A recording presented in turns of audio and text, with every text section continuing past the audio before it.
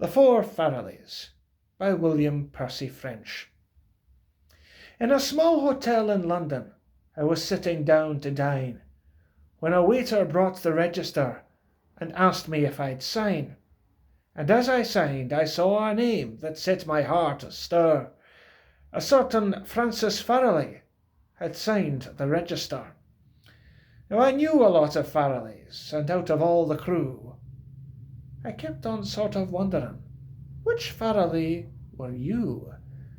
And when I finished dinner I sat back in my chair, going round my native land to find what Farrelly you were.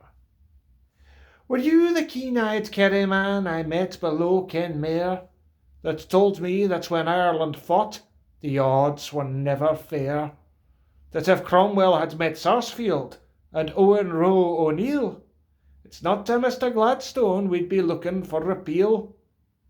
Would have Ireland for the Irish, not a Saxon to be seen, and only Gaelic spoken in that house on College Green.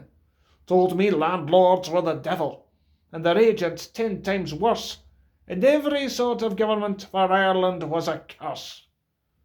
Oh, were you that Francis Farrelly, though your dream has not come true, still, staunch you, Francine, for I like a man like you.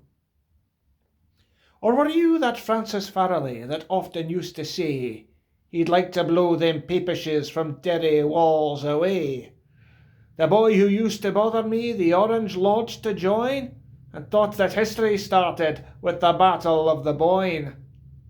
I was not always with you, Francis, for the Pope is not my friend, but still I hope, poor man, he'll die without that bloody end.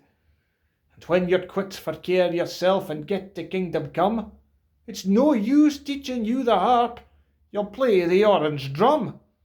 Och man, you were a fighter, of that I have no doubt. For I sees you one night in Belfast when the Antrim Road was out, and many a time that evening I thought that you were dead, the way them papish paving stones was popping off your head. Oh, were you that Francis Farrelly, who came from North Tyrone? Here's looking to you, Francis, but do leave the Pope alone. Or were you that Francis Farrelly, who in my college days, for strolling down the Kingsdown pier, had such a curious craze? Do you mind them lovely sisters, the blonde and the brunette? I know I've not forgotten, and I don't think you forget. That picnic at the Dargle, the others at the Scalp. Oh, how my heart was palpitating. Ours wasn't, not a pulp.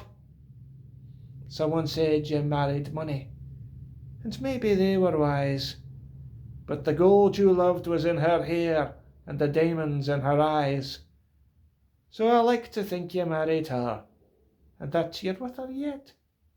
'Twas some militia officer that married the brunette, but the blonde, she always loved you, and I knew you loved her too. So my blessings on you, Francis, and the blue sky over you.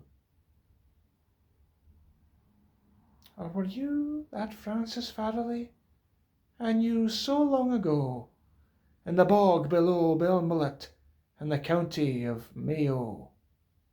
That long-legged, freckled Francis with the deep-set, wistful eyes that seemed to take their colour from the ever-changing skies, who put his flute together while I sketched the distant scene, and who played me Planksy Kelly and the wakes of Inniskeen, who told me in the autumn he'd be bailing to the west to try to make his fortune and send money to the rest.